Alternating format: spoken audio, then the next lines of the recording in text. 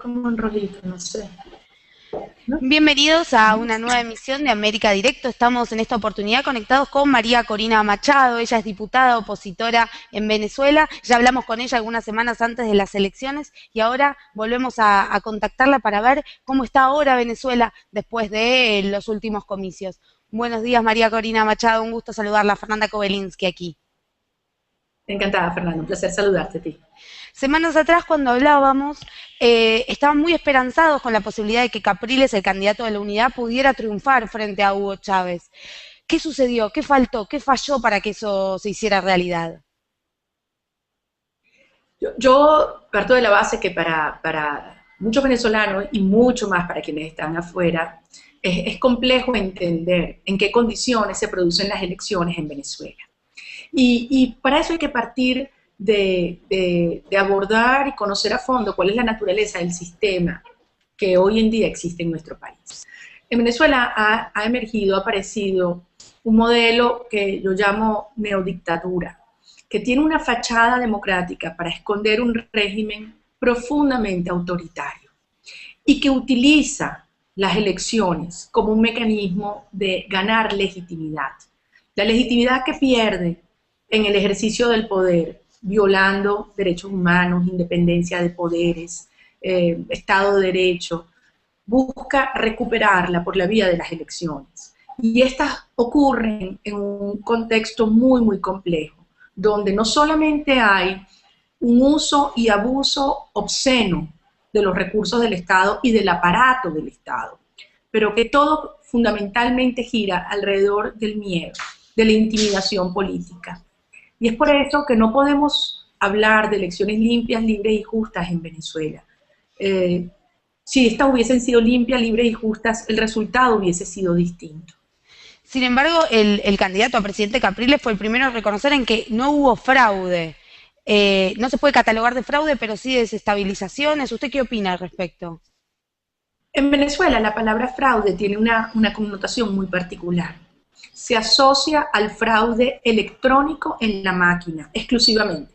Y es por eso que muchos actores, el propio Enrique Capriles y muchos otros dirigentes políticos, rápidamente dijeron no hubo acciones o fallas de esa naturaleza, es decir, fraude electrónico. Mi planteamiento es que la alteración a la voluntad del elector comienza mucho antes del día de la elección. Eso es algo que todos los ciudadanos demócratas alrededor del mundo debemos tener claro cuando, sobre todo aquellos que tenemos gobiernos con tentaciones autoritarias y con vocación de permanencia en el poder de manera indefinida. Un proceso electoral comienza desde el momento que tú vas construyendo un registro electoral. Déjame darte algunos ejemplos. En Venezuela, en los últimos años, producto de la situación del país, se han ido alrededor de 1,5 millones de venezolanos a otros países. Más o menos 800.000 con derecho a votar. Pues bueno, este gobierno les ha hecho prácticamente imposible que esos venezolanos que están fuera se inscriban. Y la motivación política es clara. Hugo Chávez sabe que más del 80-90% de estas personas votarían en su contra. Adicionalmente, muchos venezolanos han sido movidos de un centro de votación a otro centro de votación en contra de su voluntad. Le agregas a ese hecho el propio día de la elección en esta elección pasada, incorporaron un nuevo elemento al principio del proceso, en la puerta de los centros, que hizo que miles y miles y miles de venezolanos tuvieran que pasar 4, 6, 8 horas en colas para poder votar. Esos son obstáculos al proceso electoral, que alteran el resultado y por lo tanto son delitos electorales. Tú lo puedes llamar como quieras, pero tienen un impacto directo en los resultados. Agrégale otro elemento, podría enumerar muchos, pero el otro elemento que quiero enumerar, porque para mí es el que tiene un mayor impacto en los resultados, que tiene que ver con el miedo y la duda sobre el secreto del voto. En nuestro país, cuando vamos a votar, además de una máquina de votación automatizada, electrónica, está conectado por un cable, tú debes haberlo visto cuando viniste, una máquina captahuella, donde los venezolanos debemos poner nuestra huella dactilar y aparece nuestro nombre justo antes de votar. Los técnicos han insistido en que el voto es secreto, que no se ve afectado este conjunto de máquinas. Sin embargo, la percepción que hay en más del 40%, 4 de cada 10 venezolanos, es que su voto no es secreto.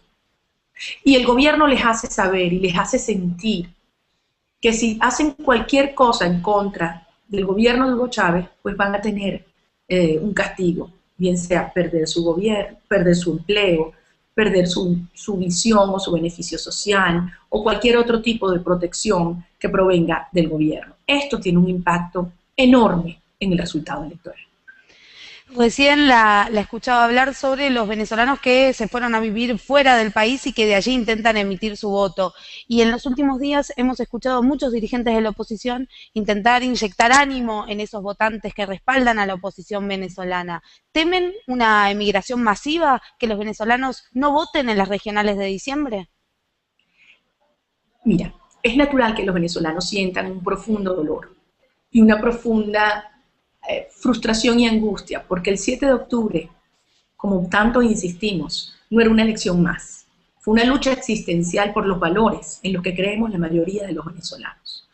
Ahora, si nosotros logramos transmitir la verdad con claridad, con firmeza, con valentía, a cada ciudadano, a cada venezolano, de qué orden es, de qué naturaleza es, de qué trascendencia tiene la lucha que estamos dando, y en función de eso lo que significan las elecciones regionales del 16 de diciembre. Hugo Chávez ha dicho, y sus seguidores, sus funcionarios, los miembros de su partido socialista, que a partir del 7 de octubre ellos quieren interpretar como un mandato la imposición de su socialismo chavista hasta niveles no reversibles. Incluso han llegado a decir en la Asamblea Nacional el vicepresidente, oye esto, que las minorías deben respetar a las mayorías. Vaya interpretación de la democracia que tiene el chavismo. Por eso es que el 16 de diciembre no es solo la elección de representantes más eficientes o más competentes o más honestos. Se trata de la defensa de la nación, de la nación democrática.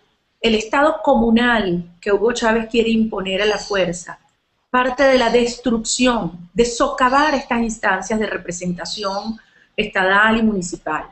Ya le ha ido quitando competencias, le ha ido quitando responsabilidades. Ahora quiere terminar de aniquilarlas para que sea una sola voz y un solo poder desde Miraflores quien decide todo lo que el venezolano hace. Y es por eso que nuestra lucha ahora adquiere un nuevo nivel.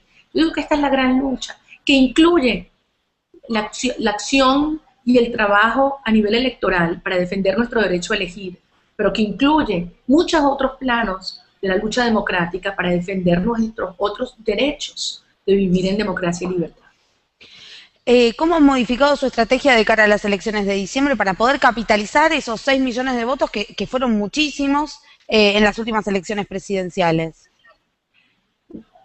Yo creo que el elemento esencial lo refería antes, y es plantear la verdad, cruda, descarnada, por dura que sea. Llamar las cosas por su nombre. Entender cuál es la naturaleza de este régimen. El problema no es un tema de tapar huecos o construir casas. El problema es la posibilidad de vivir en libertad. Y mucha gente te dice, bueno, libertad es algo abstracto, que el venezolano no lo toca, no lo entiende, no lo vive día a día. Eso es falso. Ahora, Hugo Chávez pretende, a través de los consejos estudiantiles, meterse en cada escuela, para que cada venezolano no pueda decidir qué estudia su hijo, sino que sea insertarle, implantarle la ideología socialista, chavista, desde los primeros años. La libertad es la defensa al trabajo, a trabajar en lo que tú quieras. Dedicarte a una actividad que más te gusta sin que tengas el gobierno diciéndote qué tienes que hacer o de qué color vestirte. La libertad es propiedad. Acaba de nombrar nuevamente como ministro de Agricultura al hombre que encarnó las expropiaciones arbitrarias y el robo que la misma conllevó en nuestro país. De modo que hay que decir la verdad y convocar a esta lucha, diciendo, estos son los obstáculos, el proceso no está bien y lo sabemos. Y los venezolanos en las zonas más rurales y más pobres son los que mejor lo padecen y lo mejor lo conocen. Entonces es interpretar estas luchas, acompañarlas con determinación, con rebeldía, con audacia, con coraje, y eso nos sobra a los venezolanos. Y ese es el nuevo tenor de las luchas que tenemos que dar. Estamos hablando con Corina Machado, ella es diputada venezolana aquí en Contacto con América Directo. La escucho hablar y da la sensación de que estamos frente a un país que incluso después de las próximas elecciones ha quedado profundamente fracturado. ¿Esto es así? Esa es la intención del presidente Chávez. Cuando vemos cómo buscan permanecer estos regímenes en el poder, parten precisamente de dividir, de confrontar a la sociedad, plantean la lucha de clases, y la recuerdan, insisten en ella todos los días, pero plantean una división racial, una división religiosa, una división con base a la ocupación de los distintos venezolanos. Y esto es totalmente contrario a nuestra historia. Los venezolanos durante décadas hemos ido construyendo tejidos sociales que permiten un gran ascenso y superación. Han habido muchísimas fallas. Sin lugar a duda, Venezuela hace 14 años, cuando llegó Chávez, exigía, clamaba por una transformación profunda. Y afincada en esa necesidad de cambio, el presidente Chávez inició un proceso de destrucción institucional atacando a los valores. Y ahora lo que quiere es atacar y dividir a la familia venezolana. Pero no lo ha logrado, Fernanda. Y mucha gente dice, pero tiene un gran apoyo. Un momento, ¿por qué no pensamos en lo que ha sido América Latina en estos últimos años? La presidenta Bachelet dejó el poder con 85% de apoyo, presidente Lula con 83%, presidente Uribe con 84%. Es decir, presidentes que han actuado democráticamente sin abuso de recursos, sin abuso del poder, sin control de los medios, con sus distintos planteamientos e ideas, y han dejado el país con un gran respeto y un gran aprecio de los ciudadanos de uno y otro lado, aunque no compartan o no militen en sus partidos. Presidente Chávez, callando a los medios, utilizando todo el recurso para proyectar y hacer una propaganda sin precedentes, poniéndonos 53 horas de cadena en la campaña electoral versus los 3 minutos diarios que tenía Enrique Capriles. Y no ha logrado doblegar a la mayoría del país, que simplemente queremos una Venezuela distinta, que no queremos esos valores de división, de pobreza, de corrupción. Así que hay que tener mucho cuidado, y yo creo que la comunidad internacional debe profundizar en su análisis de lo que ocurrió en Venezuela. Es muy fácil pasar la página y es muy fácil comprar la interpretación que hace Hugo Chávez y sus aliados de lo que ocurrió el 7 de octubre, pero esa no es la realidad. ¿Y por qué, hablemos de América Latina, por qué gobiernos como el de Cristina Fernández de Kirchner en Argentina o el de Dilma Rousseff en Brasil festejaron el triunfo de Hugo Chávez entonces? Yo creo que hay muchas razones y son razones diversas. En algunos casos, en algunos países, Venezuela se ha convertido en un financista indispensable para el sostenimiento de una determinada ideología. Es el caso de Nicaragua, es el caso de Ecuador, es el caso de Cuba, es el caso de Bolivia, en distinta medida. Pero evidentemente hay otros países, como el caso de Argentina, donde hay intereses políticos mutuos y donde han logrado encontrar mecanismos de acuerdo con recursos venezolanos para tener apoyos o beneficios políticos de otra naturaleza. Y por eso ha habido una alineación estratégica desde mucho antes de la elección. Pienso que este modelo de un régimen autoritario que llega por la vía de elecciones al poder y progresivamente va cooptando y controlando los poderes públicos para poder legitimar cambios en las leyes, cambio en la Constitución, debilitamiento de los contrapesos institucionales, ciudadanos, para preservar el poder indefinidamente, se ha convertido en un esquema muy atractivo que muchos quieren replicar y darle esa legitimidad democrática y darle ese aval internacional. Eso es algo, insisto, que se convierte muy atractivo para muchos regímenes, con la diferencia de que no tienen los recursos casi infinitos que representa el petróleo para poder tapar toda la corrupción y la ineficiencia y poder dar una ilusión de armonía, una ilusión de bienestar. Pero la realidad es que desde el 8 de octubre Venezuela se ha convertido en un hervidero de protesta social. Todos los días están las calles de Caracas y de las principales ciudades del país trancadas por motorizados o taxistas porque los están matando, por amas de casa que no tienen luz o no tienen agua en sus casas, por estudiantes que no tienen oportunidad de educación, por trabajadores que pierden el empleo, todos los días. Entonces no es verdad que los venezolanos estemos tan satisfechos y no es una realidad que este sea el modelo de sociedad en el que queremos vivir.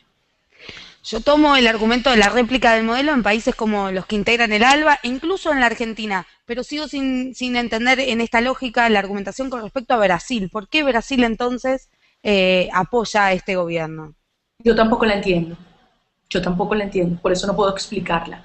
Creo que Brasil se ha convertido en un modelo en muchos sentidos para países que queremos vivir con democracia y respeto a los derechos humanos, a la libertad de invertir, de construir, de crear internamente, pero que externamente mantiene grandes contradicciones en la promoción de esos valores. Si Brasil quiere ser un verdadero líder en América Latina, tiene que ganarse la confianza y el respeto no solamente de los gobiernos de turno, también de los ciudadanos de este hemisferio, que queremos ver cómo los principios democráticos son defendidos más allá de los intereses. Queremos ver instancias como el sistema interamericano fortalecidos y no debilitados. Es inaceptable que Venezuela haya planteado la salida de la Corte Interamericana y que no haya habido una reacción firme de los otros países que integran el sistema interamericano. Es inadmisible que Hugo Chávez viole derechos humanos, como por ejemplo quedó demostrado en la declaración jurada de su expresidente de la Corte Penal, nombrado por el oficialismo, leal hasta Hugo Chávez hasta hace unos días, y quien públicamente ha confesado, declaración jurada, porque huyó del país y estaba en Costa Rica, que él recibió órdenes de Hugo Chávez de condenar a 9 personas a 30 años de cárcel sin ni siquiera haber leído la sentencia. Y frente a esto no hay una reacción de la comunidad internacional. ¿Dónde está la verdadera preocupación por los derechos humanos, por la justicia, por la autonomía de los poderes públicos que defiende Brasil, Chile, México, Colombia internamente, pero que obvia cuando se trata de un vecino a quien pareciera que prefieren tolerar y obviar? Entonces, desde nuestra perspectiva, tenemos que elevar nuestras voces y unirlas, juntarlas con las voces de millones de ciudadanos en estos mismos países que sí entienden lo que vivimos los venezolanos y que no nos van a dejar solos en esta lucha. Venezuela no dejó solo a Centroamérica cuando vivió el horror de dictaduras o el horror de guerras civiles. Venezuela no dejó solo a Chile cuando hubo la persecución implacable a algunos de los seguidores del gobierno de Allende. Es más, fueron venezolanos a buscarlos, a sacarlos de las cárceles y traerlos, y le abrimos los brazos a nuestro país. Sentimos a veces que América Latina nos da la espalda, aunque sabemos muy bien que esta es nuestra lucha y nuestra responsabilidad. Pero necesitamos este apoyo moral y esta conciencia en sus países para que a estos gobiernos les sea más costoso avalar los abusos que se cometen en la democracia en nuestro país. Tenemos preguntas de los usuarios de Infobae América que nos dejaron aquí en América Directo. Nos pueden dejar sus preguntas para María Corina Machado. Por ejemplo, Julián Giraldo de Venezuela, Ana Zambrano de Venezuela, perdón, dice que los candidatos del oficialismo fueron nombrados a dedo y que ni siquiera votan en los estados para los que son candidatos. ¿Eso es cierto? Imagínate tú. Los candidatos a las gobernaciones y a las alcaldías de la unidad fueron electos en primarias donde yo también competí a la presidencia, como tú sabes. Son hombres y mujeres que lucharon exponiendo sus puntos de vista contra otros candidatos, contra otras expresiones. Y la mayoría de los ciudadanos decidió quiénes eran. Y esos son nuestros representantes. El presidente de la República esperó al 7 de octubre para decidir él quién iba en cada lugar. 6 de esos 24 gobernadores efectivamente ni siquiera estaban inscritos para votar en ese estado. Lo trajeron de un lado y lo pusieron allí como un comodín. Ni hablar en su trayectoria, muchos de ellos con profundas vinculaciones a organizaciones irregulares de nuestro país y de otros países. Hombres que en muchos casos ni siquiera han vivido los años reglamentarios por las constituciones de cada uno de los estados. Debemos recordar que las condiciones formales para poder ser gobernador en Venezuela las establece la gobernación, la constitución de cada estado. Tenemos 24 constituciones, 23 constituciones más la del Distrito Capital. De modo que en algunos de estos casos, como la de la gobernación de Aragua, no se cumple el requisito establecido de la permanencia, de la gobernación de Anzoátegui, quise decir, de la vida, por lo menos haber vivido 4 años en ese estado. Ese es el nivel de la farsa que estamos enfrentando. Y tú podrás decir, bueno, pero esos son formalismos. No, esta es la forma como Hugo Chávez viola la ley a su antojo, ni siquiera la que es obvia y evidente, como la que plantea esta persona que nos escribe. Recién la escuchaba hablar y pensaba en el llamado telefónico de Hugo Chávez a Capriles después de las elecciones, y en esta pregunta anterior que hablábamos de la fractura de la sociedad venezolana. ¿No hay nadie dentro del chavismo con quien la oposición pueda dialogar? Óyeme una cosa, nadie dentro del chavismo se atreve a hacer nada que no le ordene Hugo Chávez. Yo te puedo decir, yo en la Asamblea Nacional convivo con muchos hombres y mujeres que yo sé que respetan lo que yo digo. Es más, te voy a confesar lo que uno me dijo en una oportunidad. Salíamos a tomarnos un café en un receso y me acerqué a él a conversar, un diputado oficialista, y me dice, ay María Corina, cada vez que tú hablas me metes en un problema. Y yo digo, ¿cómo es eso? Dice, sí, porque llego a mi casa y mi esposa me dice, ella tiene razón en lo que dijo y ustedes le contestaron y le agredieron. Es decir, muchos de ellos saben el nivel de destrucción, de corrupción, de decadencia que este régimen ha provocado en Venezuela, pero no se atreven a decir una palabra. De modo que estas señales de diálogo que el presidente ofrece no es la primera vez. ¿Cuántas veces Hugo Chávez ha dicho, sí, vamos a dialogar? ¿Pero qué significa diálogo para Chávez? Yo hablo y tú asientes. Eso es diálogo para el presidente. Así que está muy equivocado si cree que nosotros vamos a dejarnos confundir con este planteamiento. Si el presidente quiere diálogo, yo le digo 5 cosas. Presidente, demuestra que el diálogo no es palabras sino acciones. 1, libere los presos políticos, permita que los exiliados vuelvan. 2, respete las atribuciones, competencias y recursos de las gobernaciones y alcaldías que establece nuestra Constitución. 3, para de una vez las expropiaciones. Respete la propiedad de la gente, grande, chiquita, mediana. La propiedad es una sola. 4, cambie el discurso. ¿Cómo es posible que nos sigan ofendiendo y humillando? Simplemente porque disentimos. Demuestre que efectivamente hay una vocación de respeto. Y 5, permite que la Asamblea Nacional, donde yo trabajo, sea un espacio de representación plural y no la imposición a la fuerza de una visión comunista que no comparte la mayoría del país. ¿Está paralizada la Asamblea? ¿Pueden trabajar? ¿Pueden sacar leyes? ¿O prácticamente están vetados cualquier propuesta que tengan ustedes? Bueno, debemos recordar que la labor de un parlamento moderno no es solamente la labor legislativa, eso es parte. Yo considero que la labor más importante es la labor contralora de todos los demás poderes públicos, empezando por el propio presidente de la República. En materia legislativa, la mayoría de las leyes que se han planteado son leyes que buscan imponer una visión, una ideología, y que muchas veces son contrarias a la propia Constitución. De modo que nuestro trabajo es combatir estas leyes, impedir que avancen.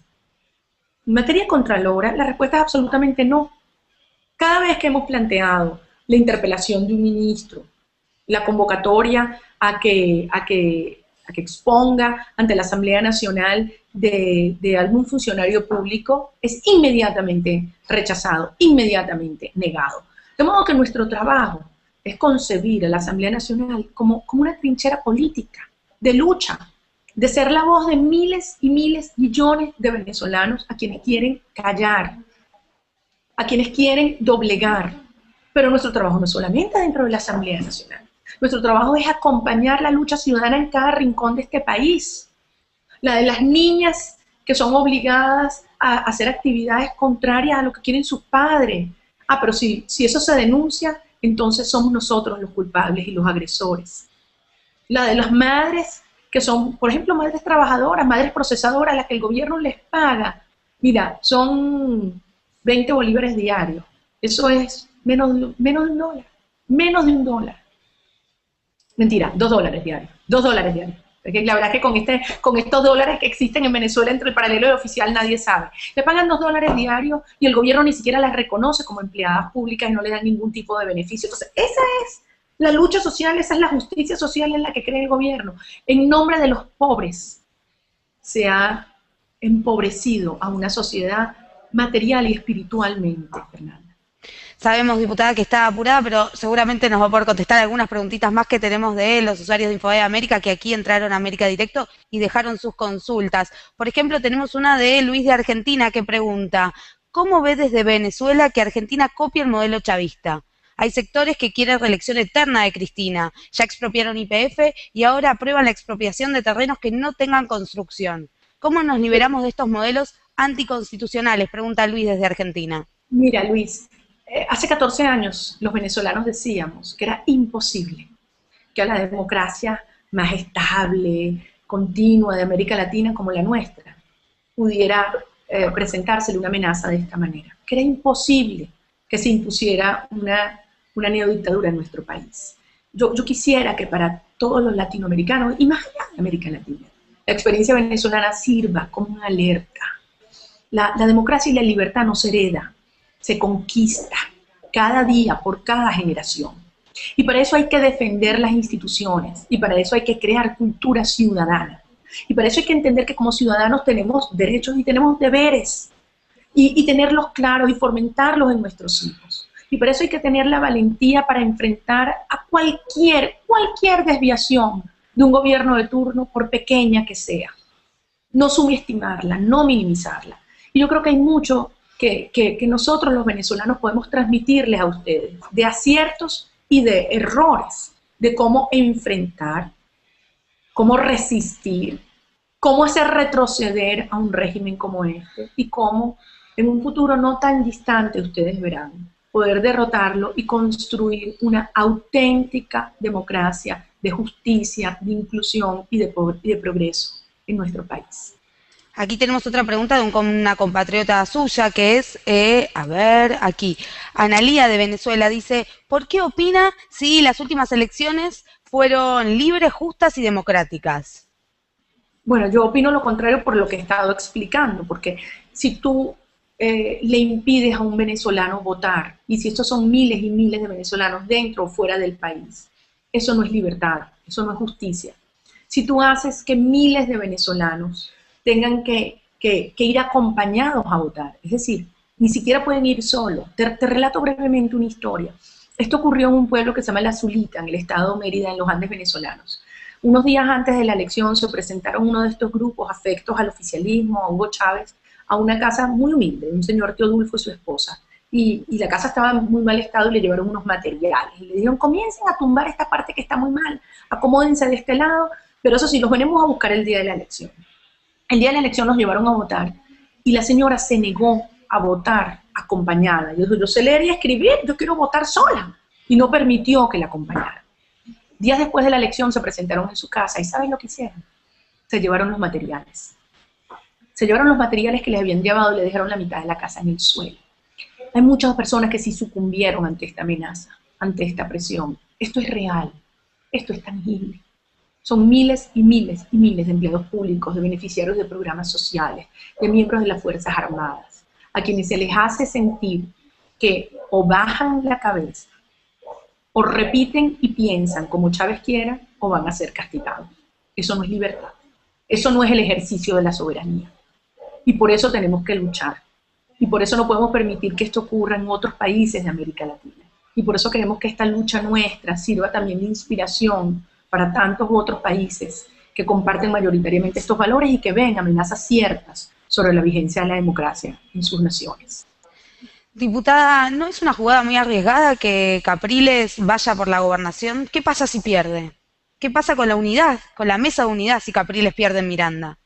Fíjate, no es solamente Enrique, son todos aquellos gobernadores actuales y nuevos que están luchando por preservar espacios que el gobierno quiere destruir, porque el gobierno quiere acabar con la descentralización. Así como acabaron con las juntas parroquiales en Venezuela, sus nuevos objetivos son alcaldías y gobernaciones.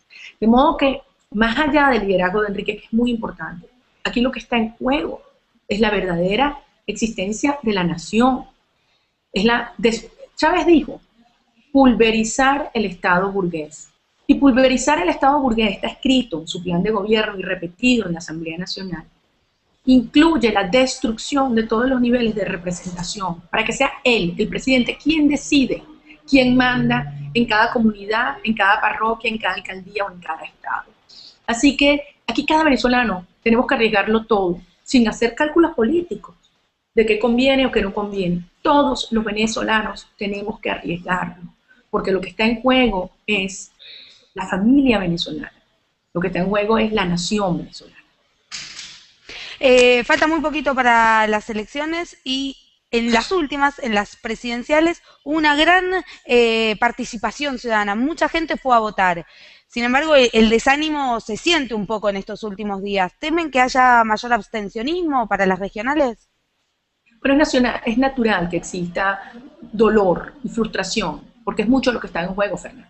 Una lucha existencial, yo lo mantengo, es una lucha existencial.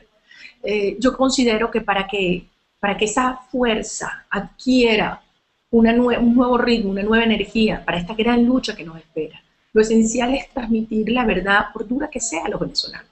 Vienen tiempos duros, estamos enfrentando un sistema electoral perverso, pero aún así vamos a dar esta lucha unidos, firmes, conscientes de que además no es exclusivamente, y debo insistir en eso, en el plano electoral donde tenemos que luchar. Yo estoy convocando a todos los venezolanos para defender los derechos esenciales, civiles de cada uno, porque no hay un solo venezolano que se sienta desprotegido, desamparado, cuando le quitan su finca, cuando le quitan su pequeño negocio, cuando le amenazan con quitarle su casa o su empleo.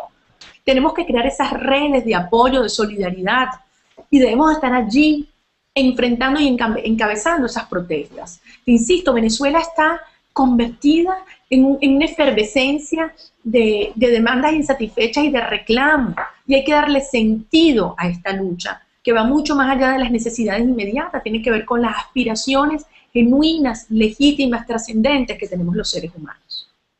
María Corina Machado, diputada venezolana, muchísimas gracias por este contacto con América Directo. Seguramente volveremos a molestarla en el futuro. Bueno, y aprovecho para decirte que voy a estar allá con ustedes los primeros días de noviembre. Voy a estar el 1 y 2 de noviembre en Buenos Aires, así que espero verte personalmente y agradezco además por esta vía a tantos argentinos, de organizaciones, colegas, son parlamentarios de la Argentina que me han invitado a acompañarlos y a compartir luchas y sueños en estos tiempos y estos maravillosos y desafiantes que tenemos por delante. Muchísimas gracias.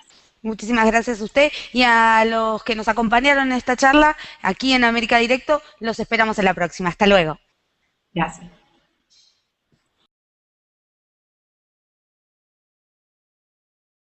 Como un rollito, no sé. ¿No? Bienvenidos a una nueva emisión de América Directo. Estamos en esta oportunidad conectados con María Corina Machado. Ella es diputada opositora en Venezuela. Ya hablamos con ella algunas semanas antes de las elecciones y ahora volvemos a contactarla para ver cómo está ahora Venezuela después de los últimos comicios. Buenos días, María Corina Machado. Un gusto saludarla. Fernanda Kobelinsky aquí. Encantada, Fernanda. Un placer saludarte a ti. Semanas atrás, cuando hablábamos, estaban muy esperanzados con la posibilidad de que Capriles, el candidato de la Unidad, pudiera triunfar frente a Hugo Chávez. ¿Qué sucedió? ¿Qué faltó? ¿Qué falló para que eso se hiciera realidad?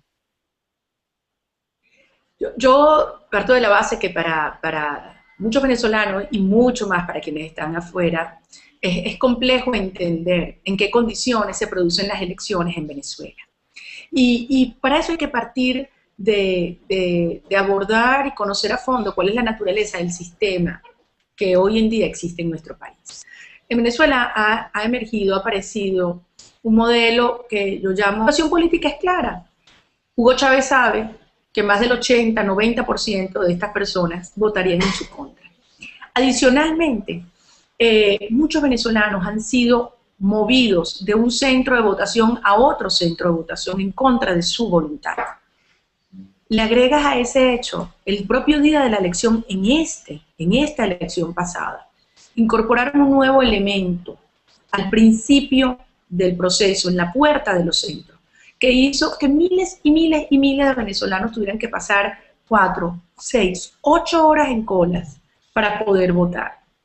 Esos son obstáculos al proceso electoral, que alteran el resultado y por lo tanto son delitos electorales. Tú lo puedes llamar como quieras, pero tienen un impacto directo en los resultados. Agrégale otro elemento, podría enumerar muchos, pero el otro elemento que quiero enumerar, porque para mí es el que tiene un mayor impacto en los resultados, que tiene que ver con el miedo y la duda sobre el secreto del voto. En nuestro país, cuando vamos a votar, además de una máquina de votación automatizada, electrónica, está conectado por un cable, tú debes haberlo visto cuando viniste, una máquina captahuella, donde los venezolanos debemos poner nuestra huella dactilar y aparece nuestro nombre justo antes de votar. Los técnicos han insistido en que el voto es secreto, que no se ve afectado por este conjunto de máquinas. Sin embargo, la percepción que hay en más del 40%, 4 de cada 10 venezolanos, es que su voto no es secreto. Y el gobierno les hace saber y les hace sentir que si hacen cualquier cosa en contra del gobierno de Hugo Chávez, pues van a tener un castigo, bien sea perder su gobierno, perder su empleo, perder su visión o su beneficio social, o cualquier otro tipo de protección que provenga del gobierno. Esto tiene un impacto enorme en el resultado electoral. Recién la escuchaba hablar sobre los venezolanos que se fueron a vivir fuera del país y que de allí intentan emitir su voto.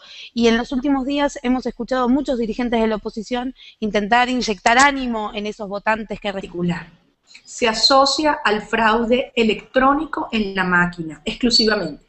Y es por eso que muchos actores, el propio Enrique Capriles y muchos otros dirigentes políticos, rápidamente dijeron no hubo acciones o fallas de esa naturaleza, es decir, fraude electrónico. Mi planteamiento es que la alteración a la voluntad del elector comienza mucho antes del día de la elección. Eso es algo que todos los ciudadanos demócratas alrededor del mundo debemos tener claro, sobre todo aquellos que tenemos gobiernos con tentaciones autoritarias y con vocación de permanencia en el poder de manera indefinida. Un proceso electoral comienza desde el momento que tú vas construyendo un registro electoral. Déjame darte algunos ejemplos. En Venezuela, en los últimos años, producto de la situación del país, se han ido alrededor de 1,5 millones de venezolanos a otros países. Más o menos 800.000 con derecho a votar. Pues bueno, este gobierno les ha hecho prácticamente imposible que esos venezolanos que están fuera se inscriban. Y la motivación es neodictadura, que tiene una fachada democrática para esconder un régimen profundamente autoritario y que utiliza las elecciones como un mecanismo de ganar legitimidad. La legitimidad que pierde en el ejercicio del poder, violando derechos humanos, independencia de poderes, Estado de Derecho, busca recuperarla por la vía de las elecciones. Y estas ocurren en un contexto muy, muy complejo, donde no solamente hay un uso y abuso obsceno de los recursos del Estado y del aparato del Estado, pero que todo fundamentalmente gira alrededor del miedo, de la intimidación política. Y es por eso que no podemos hablar de elecciones limpias, libres y justas en Venezuela. Si estas hubiesen sido limpias, libres y justas, el resultado hubiese sido distinto. Sin embargo, el candidato a presidente Capriles fue el primero a reconocer en que no hubo fraude. No se puede catalogar de fraude, pero sí de desestabilizaciones. ¿Usted qué opina al respecto? En Venezuela la palabra fraude tiene una connotación muy particular.